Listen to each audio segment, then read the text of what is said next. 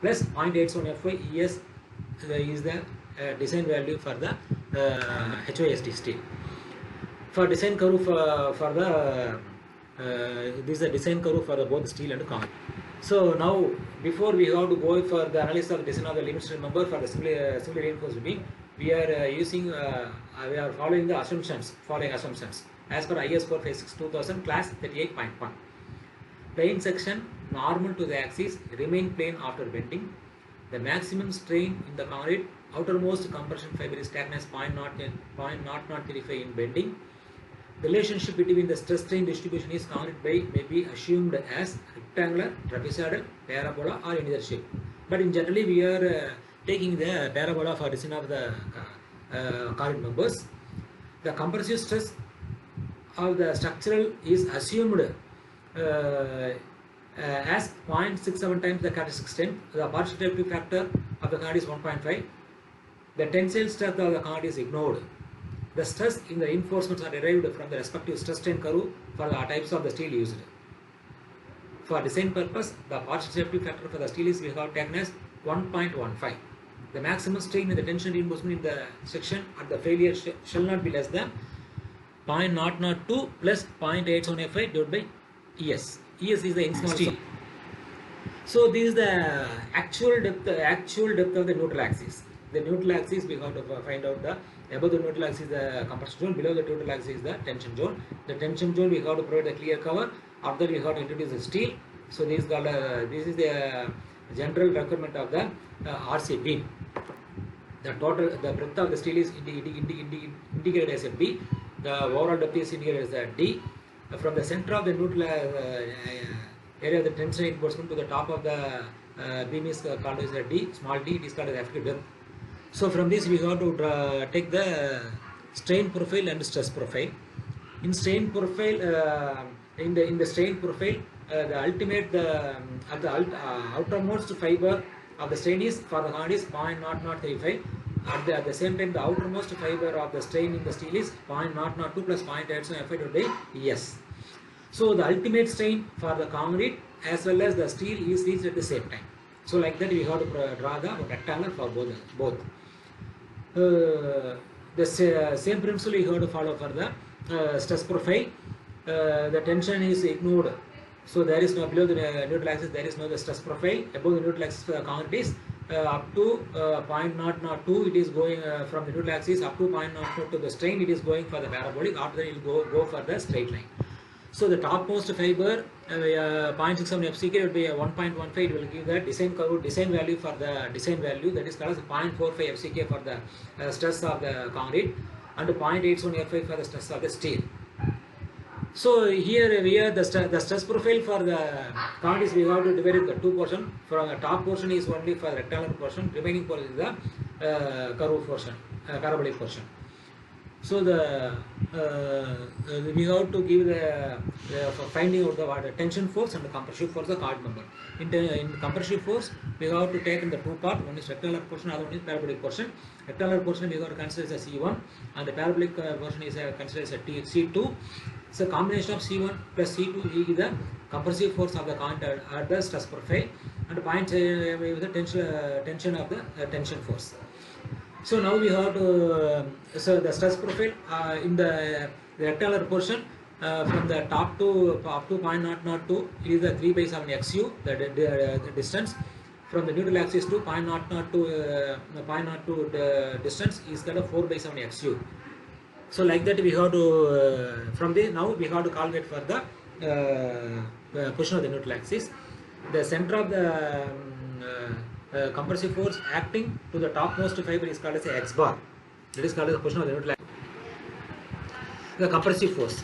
Now we have to going for the compressive force. CU is the compressive force, total compressive force. This is the total compressive force. That is called as CU. C1 is the tension compressive force in the C1 part in the rectangular portion. C2 is a compressive force. C2 is a compressive force for the parabolic portion.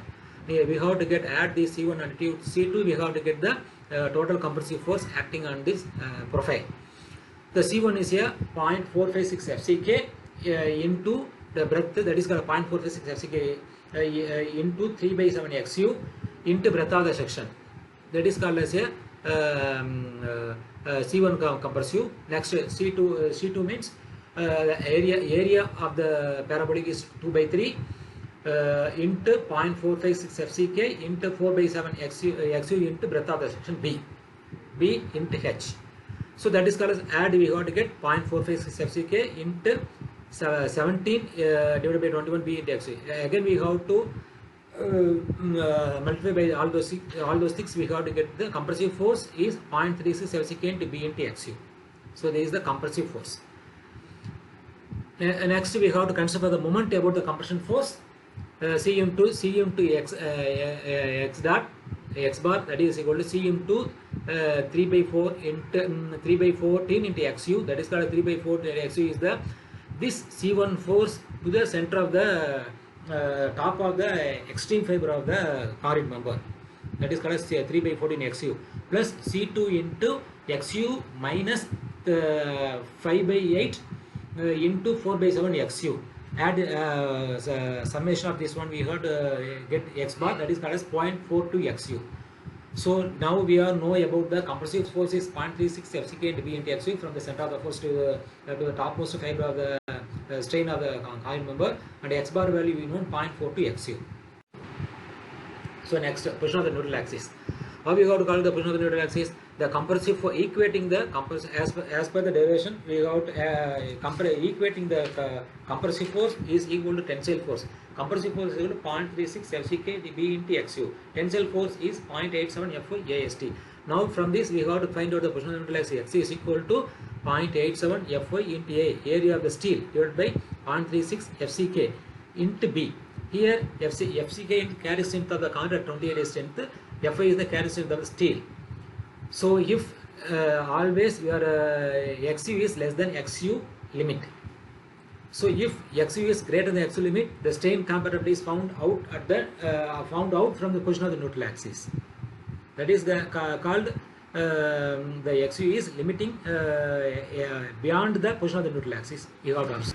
So now we are going for calculating the ultimate moment of resistance.